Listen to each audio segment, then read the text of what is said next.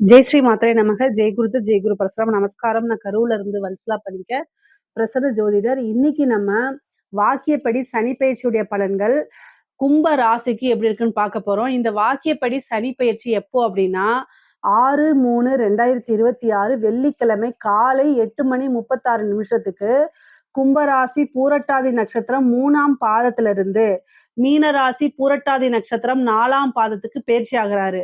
கும்ப ராசியில இருந்து மீன ராசிக்கு பயிற்சி ஆகிறாரு.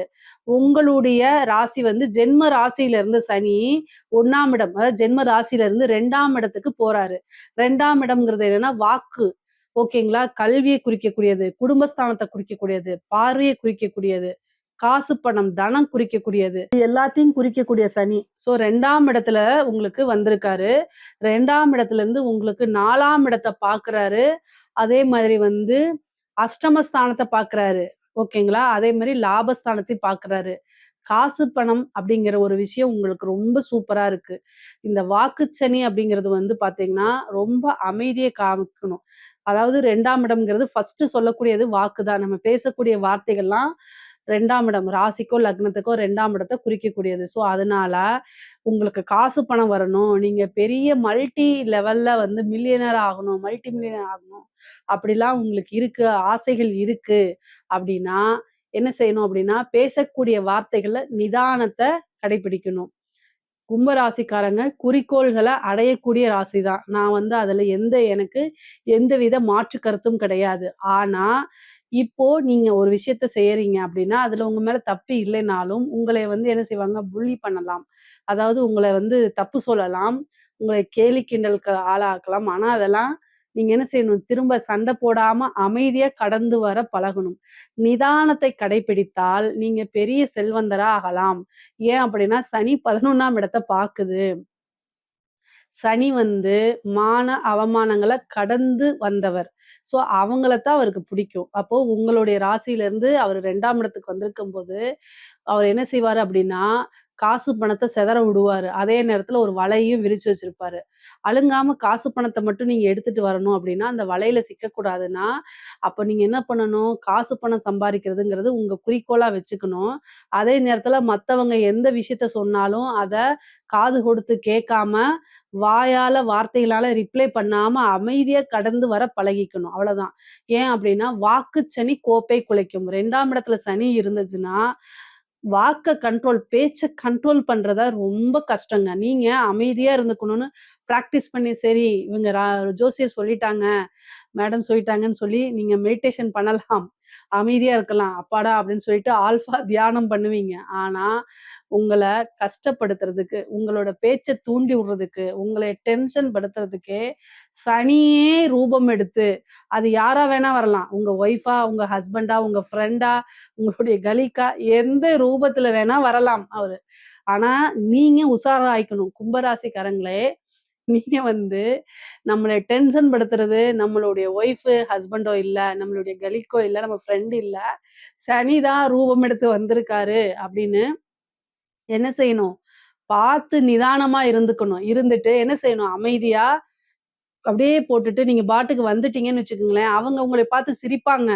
சிரிச்சுக்கிட்டும். ஆனா, அந்த நிலைக்கு நீங்க வந்துட்டீங்க அப்படின்னாலே ஜெயிச்சுட்டீங்கன்னு அர்த்தம். ஏன்னா, காசு, பணம் அப்படிங்கிறதையும் குடுப்பாரு. அதே நேரத்துல இந்த மாரி சூழ்நிலையும் குடுப்பாரு. உங்களுக்கு எது வேணும் அப்படிங்கிறது நீங்க தான் முடிவு பண்ணிக்கணும். ஓகேங்களா? ஸோ உங்க மனசுக்குள்ள அவங்கள பத்தி இப்போ நீங்க உங்க ஃப்ரெண்டே ஒரு தப்பு செஞ்சிருக்காருன்னு வச்சுக்கங்களேன், "இது நீ செஞ்சது தப்பு தானேன்னு" நீங்க சொல்லலாம். ஆனா, அத மனசுக்குள்ளேயே வச்சுக்கங்க. கும்ப ராசிக்காரங்க நெறைய பொதுவாவே மனசுக்குள்ள வச்சுக்குவாங்க. அதே மாரி இந்த சூழ்நிலைய அதே ஃபாலோ பண்ணிக்கங்க. வெளிப்படையா நீங்க சொன்னீங்க அப்டின்னாலே கஷ்டங்க. பொதுவா மனசுக்குள்ள வச்சுக்கங்கன்னா, உங்களுடைய ராசிய பொறுத்தவரைக்கும் அது வந்து ஒரு பிரபஞ்ச ராசி, காற்று ராசி. இயற்கை வந்து காற்ற வந்து ஒரு கட்டுப்படுத்த முடியுமா? முடியாது. அதனால உங்ககிட்ட பெருசா வந்து ஒருத்தங்கள பத்தி ஒப்பீனியனா அத ஃபேஸ் டு ஃபேஸ் நீங்க பேசுவீங்க. அங்க தான் உங்களுக்கு மைனஸ் இருக்கு. இந்த காலகட்டத்துல. அத புரிஞ்சுகிட்டு யாருடைய தவறுகளையும் சுட்டி காமிக்காதீங்க. ஓகேங்களா? "நீ இத இந்த இடத்துல செஞ்ச அது தப்புப்பா" அப்படின்லாம் சொல்லாதீங்க. கடந்து வர பழகிக்கங்க. இல்ல அந்த விஷயத்தையே உட்டுருங்க. பார்த்தும், கண்டும் காணாத மாதிரி இருந்துக்கங்க. அப்பதான் உங்களுக்கு நல்லது. 4ஆம் இடத்த பார்க்குறாருங்க. சொத்து சேர்க்கை இருக்கு. சனி சொத்து சேர்க்கைய குடுத்துருவாரு.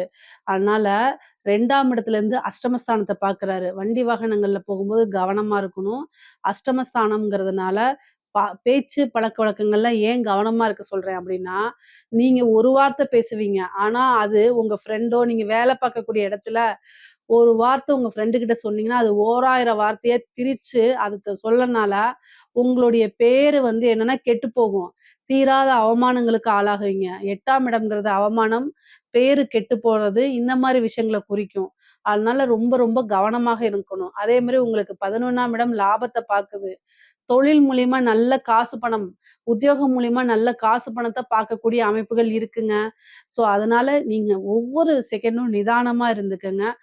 அதே மாரி ஜாக்கிரதையா இருக்கணும். நிதானமாவும், கவனமாவும் இருந்தீங்கனாலே, பல விஷயங்கள் உங்களுக்கு நன்மைகளா தான் இருக்கு. சனியுடைய விஷயம் வந்து கெடுதல் அப்படிங்கிறது உங்களுக்கு இல்ல. ஏன்னா, உங்களுடைய ராசி அதிபதி யாருன்னா சனி. ஸோ, சனி வந்து பெரிய லெவல்ல உங்களுக்கு தீங்கு செய்ய மாட்டாரு. நீங்க ஒவ்வொரு விஷயத்தையுமே நிதானமா ஹேண்டில் பண்ணணும். நிதானம், நிதானம் தேவை உங்களுக்கு. சரிங்களா? கவலையே படாதீங்க. 4ஆம் இடத்த சனி பார்க்குறாரு. அதனால வந்து வண்டி வாகனங்கள் வாங்கக்கூடிய அமைப்பு, சொத்து சேர்க்கை இதெல்லாம் இருக்கு. தாய் வழி சொத்துக்கள் வந்து சேர்றதுக்கு உண்டான அமைப்பு இருக்கு. தாயாருக்கு ஒரு மருத்துவ கண்டம் இருக்கக்கூடிய அமைப்புகள் இருக்கு. அதனால அவங்களுக்கு தாயாருக்கு உடல் ரீதியா ஏதாவது பிரச்சனை அப்படின்னா, உடனடியா மருத்துவர ஆலோசனை பண்ணிக்கங்க. உடனடியா அந்த ட்ரீட்மெண்ட்ட ஸ்டார்ட் பண்ணிக்கங்க. அதே மாரி அஷ்டமஸ்தானத்த சனி பார்க்குறாரு. தேவையில்லாத வம்பு வழக்குகள அவாய்ட் பண்ணிருங்க. ஒருத்தருக்கு நீங்க பேசுறீங்க, பழகுறீங்க அப்படின்னா, அதனால என்ன விளைவுகள், பின்விளைவுகள் ஏற்படும்? நமக்கு நல்லதா, கெட்டதா அப்படிங்கிறதெல்லாம் யோசிச்சு பழக வேண்டிய சூழ்நிலையும், கட்டாயமும் இப்போ உங்களுக்கு இருக்கு. அதனால பார்த்துக்கங்க. முக்கியமா வதந்திகள் உங்க மேல வருங்க. தேவையில்லாத அவமானங்கள், கெட்ட பேர்கள் வரும். காசு பணம் ஹேண்டில் பண்ற விஷயங்கள் எல்லாம் கவனமாக இருக்கணும். அஷ்டமஸ்தானங்கிறது சர்ஜரி கண்டம். இந்த மாரி விஷயங்கள குடுத்துரும். ஆயுள் பங்கத்தையும் ஒரு சிலருக்கு ஏற்படுத்தி குடுக்கும். ஆனா, ஆயுள் காரகனே ஆயுள் ஸ்தானத்த பார்க்கறதுனால பெரிய லெவல்ல பிரச்சனைகள் வராது. அது போக சனி உங்களுக்கு ராசியாதிபதியா இருக்கனால கவலைகள் வேண்டாம். ஆனா, நீங்க வழிபாடுகள் பண்ணிக்கங்க.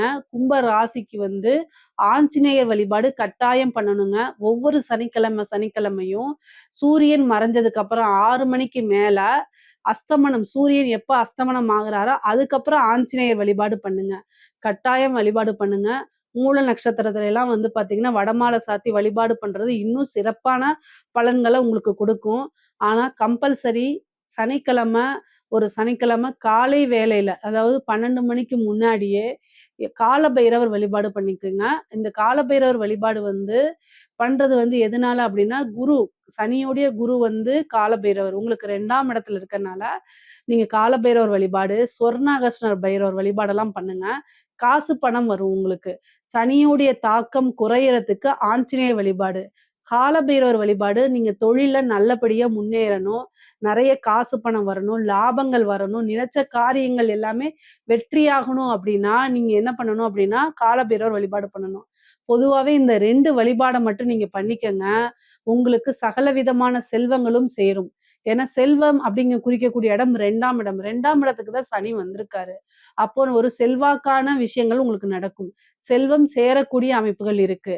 பொதுவா இந்த காலகட்டத்தில சோம்பேறித்தனத்தையும், அலட்சியத்தையும் விட்டுட்டீங்கனாலே, பல கோடிகளுக்கு அதிபதி ஆக முடியும். இல்ல அப்டின்னா, நெறைய செல்வத்த இழக்கிறது, கஷ்டங்கள் வரும், லாபங்கள் வராது. இந்த மாரி ஒரு விஷயத்த குடுத்துரும். அதே மாரி உத்தியோகத்துல இருக்கவங்களுக்கு பதவி உயர்வு, தொழில நல்லா விருத்தி பண்ணக்கூடிய அமைப்பு, நல்ல லாபத்த ஏற்படுத்தி குடுக்கக்கூடிய அமைப்புகள்லாம் இருக்கு.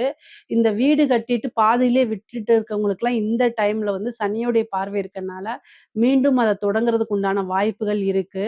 இந்த டைம்ல நான் வீடு வாங்கலாமான்னு கேட்டா, தாராளமா வாங்கலாம். 7 சனின்லாம் நீங்க நெனைக்காதீங்க. வீடு வாங்குறதுக்கு உண்டான அமைப்புகள் இருக்கு. தாராளமா வாங்கலாம். முக்கியமா வந்து பார்த்தீங்கன்னா, இந்த கடன் ரீதியா இருக்கக்கூடிய பிரச்சனைகள்லாம் படிப்படியா குறையறதுக்கு உண்டான வாய்ப்புகள் இருக்கு.